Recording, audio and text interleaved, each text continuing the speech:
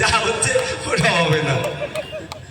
দেখ, আমি বলেছিলাম যেভাবে ভোট চাওয়ার জন্য এলাকায় এলাকায় মানুষের দ্বারে পৌঁছেছি, যদি আমাকে বিধায়ক করেন আপনার সমস্যাগুলো জানার জন্য আমি আপনাদের এলাকায় আপনাদের দ্বারে যাব, আইনসভার মধ্যে উত্থাপন করব।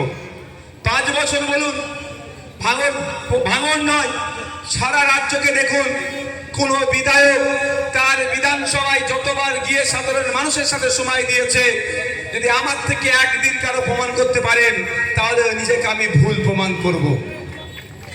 আমি আপনাদের দ্বারে গিয়েছি, আপনাদের সাথে কথা বলেছি, সমস্যাগুলো শুনেছি, সমাধান করার ক্ষমতা আমার হাতে নাই, কারণ আমি সরকারে নাই। সরকারে যারা থাকবে তাদের সেটা সমাধান করতে হবে। আমি দুটো একটা কথা বলছি, যে সমস্যাগুলো শুনেছিলাম, সমাধান করার কথা বলেছিলাম। প্রথম কথা, এই ভগবানপুর অঞ্চলের এই 6 লেন পরের এলাকা থেকে যেভাবে কৃষকদের উপরে অত্যাচার করে তাদের জমি জায়গার কাগজ লন্ডভন্ড করে ডুপ্লিকেট করে জমি বিক্রি করে দেওয়া হচ্ছে বা অবৈধভাবে দখল করা হচ্ছে, এটা আমাকে অনেকে অভিযোগ দিয়েছিল।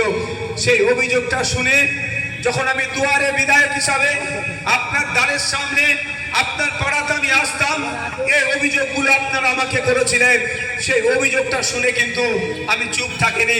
বিধানসভার মধ্যে মমতা ব্যানার্জি ভূমি ও ভূমি সংস্কার দপ্তরের মন্ত্রী, তার সামনে ভাঙড় 1 নম্বর ব্লক, ভাঙড় 2 নম্বর ব্লকের বিএলআর অফিসগুলো যে ঘুঘুর ভাষায় পরিণত হয়েছে, অর্থের বিনিময়ে শাসক দলের নেতাদের ষড়যন্ত্রে সাধারণ কৃষকদের জমিগুলোকে কেড়ে নেওয়া হচ্ছে এবং অন্যের নামে কাগজ বানিয়ে দেওয়া হচ্ছে, এটা বন্ধ করা হোক, এই দাবি কিন্তু আপনাদের হয়ে আমি আইনসভার মধ্যে তুলেছিলাম।